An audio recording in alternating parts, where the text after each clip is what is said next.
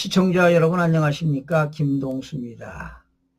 이재명 더불어민주당 대표가요, 최상목 대통령 권한대행을 향해서 직무유기 현행범으로 체포될 수 있으니까 몸조심해라, 몸조심하기 바란다, 이런 얘기를 했습니다. 최상목 권한대행이 마은혁 헌법재판관 후보자를 임명하지 않은 것은 헌법재판소 결정에 반하는 직무유기이자 국헌문란이라면서 지금 이 순간부터 경찰이나 국민 누구나 현행범으로 체포할 수 있다고 했습니다. 이게 말입니까? 말이 되는 거냐고요. 어거지지요. 지금 아마 이재명 대표는 완전 멘붕 상태일 겁니다. 정신 못 차리고 있는 거죠. 아무나 당신을 체포할 수 있으니 몸조심하라고 하는 것은 말 그대로 폭력 영화나 나올 법한 대사 아닙니까? 이런 노골적인 협박과 그거는 대통령 대행이 아니라 일반인에게도 할 수 없는 말입니다. 몸조심해라? 협박하는 거지요. 그런 협박을 국회를 장악한 정당의 대표가 공공연히 하고 있습니다. 지금 이재명 대표는 여론조사에서요, 야당 대통령 선거 지지율 1위를 기록하고 있는 사람입니다. 오늘날 지금 대한민국의 현실이 이렇게 된 것입니다. 어쩌다가 이렇게 대한민국이 됐는지 참으로 참 막막합니다.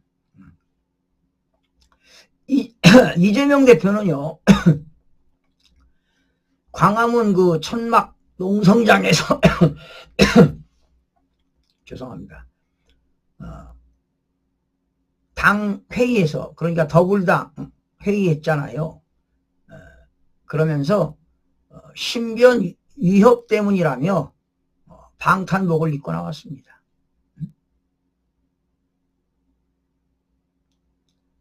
윤석열 대통령 탄핵 심판이 자기 뜻대로 되지 않는다고 국정을 책임진 대통령 권한대행을 향해 몸조심하라고 한다. 기가 찰 오다 아닙니까, 여러분?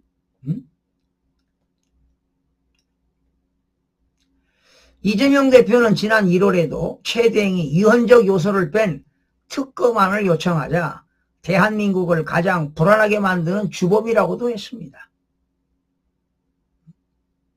최 대행의 내란 행위에 책임을 물어야 한다며 수시로 탄핵을 겁박하기도 했습니다. 헌재를 향해서는 연일 대통령을 신속하게 파면을 압박하고 있습니다. 그런데 지금 문영배가 제대로 지금 되질 않고 있죠. 원래는 문영배가 신속하게 인용을 시키려고 했는데 뜻대로 되지 않을 겁니다. 보수 세력들이 강하게 반발하고 있는 거 아니겠습니까? 절차적인 문제가 있다 이 말이죠. 자, 그런데 박찬대 원내대표는요, 최상목 권한대행 탄핵에 대해서 늘 진심이라고 말했습니다.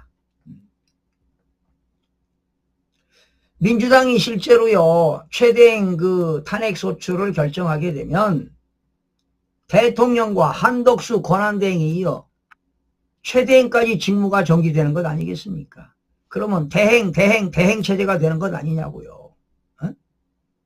대한민국 국정이 온전하게 돌아갑니까? 완전히 국가 기본 질서가 망가진 것이죠.